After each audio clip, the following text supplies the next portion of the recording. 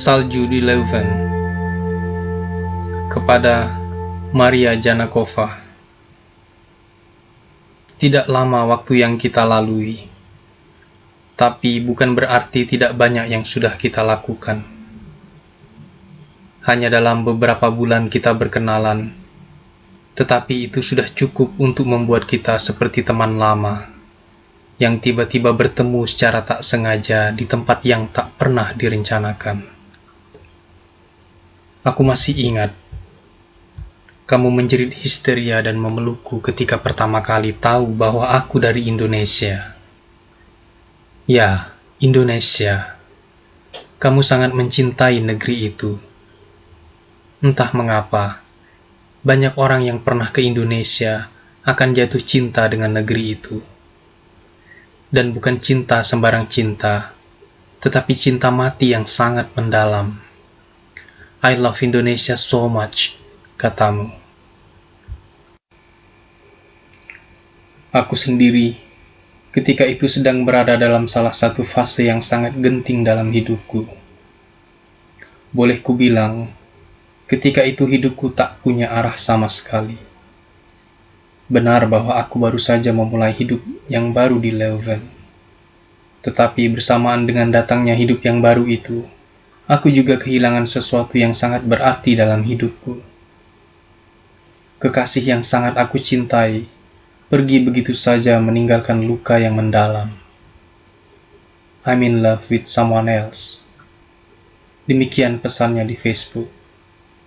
Singkat sekali, tetapi lebih dari cukup untuk menjelaskan semuanya dari versi dia.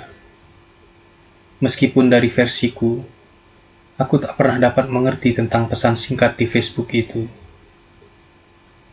Kepergiannya meninggalkan lubang dalam diriku.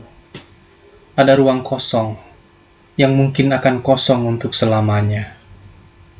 Apa boleh buat? Aku tahu banyak lelaki berlari membawa luka dalam dirinya. Dan mungkin bagiku, aku harus berlari dengan lubang dalam diriku. Apapun, hidup harus berjalan. Masih segar dalam ingatanku pertemuan kita yang pertama di laundry sore itu. Di gedung Dewa, pojok hunian mahasiswa Katolik Universiteit Leuven-Haverly. Aku harus berterima kasih kepada deterjen yang membuatku bingung. Karena tanpa kebingunganku dengan deterjen itu, mungkin kita tidak akan pernah berkenalan. Aku benar-benar takut ketika itu. Kalau aku salah memakai deterjen, maka bisa saja semua pakaianku akan luntur dan berwarna putih. Dan nasiblah yang menentukan hanya ada kita berdua di ruangan itu, hingga aku tak punya tempat bertanya selain kamu. Karena aku tak mungkin menanyakan itu pada kursi-kursi kosong, ataupun rak pajangan poster dan papan informasi di ruangan itu. Dan sejak itu kita jadi sering bertemu. Diawali dengan masak tahu isi bersama. Karena beberapa hari sebelumnya kamu pernah berbicara soal tahu isi. Dalam ingatanku, kamu sebenarnya seperti mengigau. Karena aku lupa detail obrolan kita pada waktu itu. Yang aku ingat hanyalah kamu bilang kalau kamu suka tahu isi dengan cabai rawit. Aku tak pernah memasak tahu isi sebelumnya, tapi aku pernah melihat bagaimana mbok-mbok tukang gorengan di Jogja melakukannya, dan tak ada susahnya meniru itu. Yang kita butuhkan hanyalah semangat dan keyakinan bahwa kita akan sanggup memasak tahu isi ini. Sambil berusaha terus sepelan mungkin melubangi tahu dengan pisau, aku masih sempat mengomentari bahwa sepertinya tahu yang kita beli dari Asia Market tidaklah seperti tahu di Indonesia.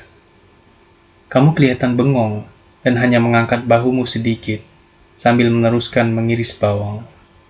I like it, komentarmu pendek, ketika mau pulang sambil membawa beberapa tahu isi dan tempe goreng di dalam box ke kamarmu. Sejak itu kita semakin sering bersama, sekadar minum bir, nonton film di Z Cinema, main bulu tangkis, atau sekedar menyapa di Facebook, atau saling mendengarkan keluhan masing-masing. Aku tak pernah lupa ketika suatu malam kamu datang mengetok kamarku dengan wajah yang amburadul seperti lalu lintas Jakarta dan mengajakku keluar. Sepanjang perjalanan ke Groot Market. Oh ya, kita selalu jalan kaki dari Haverly ke Groot Market. Kecuali pada kali pertama kita nongkrong di Oud Market, ketika aku memboncengmu pakai sepeda. Dari Oud Market ke Haverly pada malam menjelang subuh itu, kamu bercerita tentang tasmu yang hilang.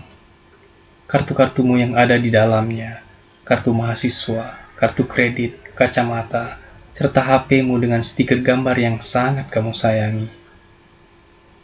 Beberapa hari kemudian kita mencoba mencarinya, karena ada orang yang mengirim email padamu dan mengatakan bahwa ia menemukan kacamata dan kartu pelajarmu, somewhere di Leuven. Kita ke sana, sebuah rumah di sekitar Brusselsstraat. Agak kaget pada awalnya, karena kamu berjanji dengan seorang perempuan, tetapi yang menerima kita malam itu adalah seorang lelaki yang mengaku sebagai pacarnya. I don't believe that man, katamu, begitu kita meninggalkan rumah itu. Agak aneh memang, karena orang itu tidak menyebutkan di mana dia menemukan kacamata dan kartu pelajarmu. Dia bilang dia lupa, karena ketika itu lagi mabuk. Apa boleh buat, kita sama-sama tidak percaya pada orang itu. Tetapi tidak ada alasan yang cukup untuk menyatakan kecurigaan padanya. Entah berapa bar yang sudah kita singgahi di seputaran Oud Market. Aku sudah tidak ingat. Atau bar Universum di Teenstraat. Aku suka suasana di sana. Senang karena tidak sepenuh bar-bar di seputaran Oud Market. Bebas merokok sepuasnya dan tentu saja tertawa. Aku senang kalau kamu senang, katamu suatu ketika. Dan aku pun demikian. Tak masalah, meski aku yakin kalau ada orang yang mendengarkan kita, kadang-kadang pasti akan merasa janggal. Bagaimana tidak janggal ketika aku tanya kamu bagaimana rasa bir gratis pada gelas besar yang kamu dapat dari bartender di The Rock Cafe sebagai hadiah ulang tahunmu itu, kamu menjawabnya dengan sendawa dan menyambungnya sesaat kemudian. That's all my answer. Haha, orang-orang Eropa tidak suka dengan sendawa. Mereka menganggap itu tidak sopan. Tetapi kita tertawa sambil salah satu telapak tangan kita beradu di udara. Kamu suka sekali musik dan berdansa. Aku sebenarnya tidak terlalu familiar dengan suasana itu. Tetapi kamu begitu sabar, menata gerakanku yang menurutku tidak selaras sama sekali. Atau persisnya, aku mengikuti iramamu saja. Aku bisa bilang begitu karena ketika kamu memegang tanganku, aku hanya membiarkanmu saja menariknya ke sana kemari. I am a cow, kataku suatu ketika, soal selera musik dan dansaku. No, don't say that, you are not a cow, balasmu. Yeah, following another cow. What? Dan kamu tertawa lagi. Harus kuakui memang, untuk urusan berdansa dan bernyanyi, aku memang idiot, dan hampir-hampir tak punya ide soal gerakan apa yang akan kulakukan. Mungkin aku harus ngambil kursus salsa semester depan. Sementara ini tidak masalah, semuanya berjalan lancar pada malam itu. Kita bergoyang sampai larut. Meskipun sebenarnya beberapa kali aku hanya duduk dengan birku dan merokok sambil tersenyum-senyum melihatmu. Melihatmu bergoyang lepas mengikuti irama musik. I'm a girl baby, I'm a girl baby, katamu. Salah tingkah ketika aku memergokimu sedang berkaca di dinding bar, sambil mengibas-ngibaskan rambutmu. Aha, aku tambah tersenyum melihatmu begitu. Itu momen belum tentu datang 100 tahun sekali. Sayang sekali aku tak bisa melihat rona wajahmu ketika itu karena lampu bar yang remang-remang. Jadi aku cuma bisa menebak-nebak saja. Dan tentu saja aku tak akan menceritakan seperti apa wajahmu dalam tebakanku. Yang jelas malam itu aura perempuanmu benar-benar keluar. Jauh dari penampilanmu di hari-hari biasa yang sedikit tomboy. Malam semakin larut. dan kita merasa lapar. Seperti biasa, titik berikutnya adalah penjual makanan Turki yang buka 24 jam di dekat Ground Market. Satu porsi kentang goreng dengan saus samurai yang agak pedas itu cukup. Biasanya kita makan lebih banyak diam. Tetapi malam itu kamu terus mengoceh. Sementara aku tak banyak bicara. Mungkin karena aku lapar. Atau juga mungkin karena aku memang serius makan. Dari sana kita pindah ke kursi di lapangan Out Market. Aku pikir waktu itu sudah sekitar pukul 3 pagi. Sebatang rokok di kursi panjang. Begitu rapat kita duduk. Karena memang pagi semakin dingin. Apalagi kalau tiba-tiba ada angin. Meski tak kencang, tapi bagiku itu sangat menyiksa. Dinginnya terasa sampai ke tulang. Perjalanan pulang ke Haverly penuh dengan tawa. Tidak ada hujan, tidak ada salju turun, tetapi kita berpelukan di bawah payung. Sepanjang jalan kita mengejek orang-orang, mengapa mereka tidak pakai payung, padahal ini hujan deras. 1-2 orang melihat dan mendengarkan teriakan kita. Kemudian sambil tersenyum mereka berlalu. Beberapa orang yang kita teriaki pagi itu sama sekali tidak menoleh. Mungkin mereka sudah sering melihat pemandangan seperti kita, yang pakai payung di pagi buta tanpa hujan dan tanpa salju itu. Ini Leuven Maria. Ini Leuven Maria. Begitu kataku, ketika kita melihat 2 orang laki-laki hitam berdansa di tengah jalan, mengikuti gerakan cahaya lampu bergerak yang datang dari salah satu puncak bangunan di sekitarnya. Barangkali kata-kata bermakna sama diucapkan diam-diam oleh orang-orang yang kita teriaki pagi itu. Tidak ada urusan, kita tetap tertawa. Apalagi setelah kamu bilang bahwa kamu hampir percaya bahwa hujan sedang turun. Mendekati Haverly, tidak ada lagi orang di jalanan, karena memang asrama milik universitas tempat kita tinggal terpisah dari rumah-rumah warga Leuven. Tidak ada lagi yang bisa diteriaki, dan kamu mulai bernyanyi.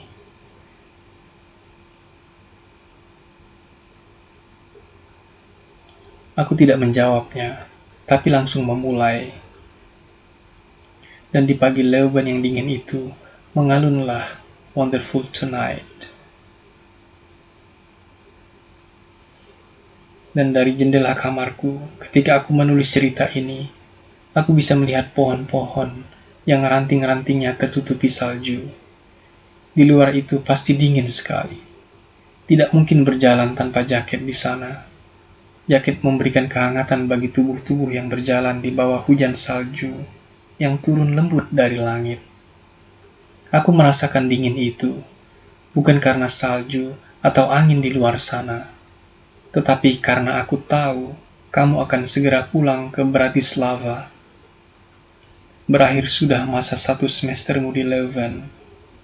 Tidak akan ada lagi masak bersama atau nongkrong di Ground Market. Tetapi seperti katamu, aku harus mempercayaimu. Seperti katamu, kamu akan datang ke Leuven untuk minum bir dan menari bersamaku. Dan seperti katamu, aku harus mengunjungimu di Bratislava pada tanggal yang sudah kamu tentukan, agar kita bisa menonton festival musik itu. Aku percaya kepadamu. Bagiku, kata-katamu seperti jaket di musim dingin. Dari jendela, sekilas kulihat salju turun perlahan di luar sana. Leuven, Desember 2010. Bosman Batubara.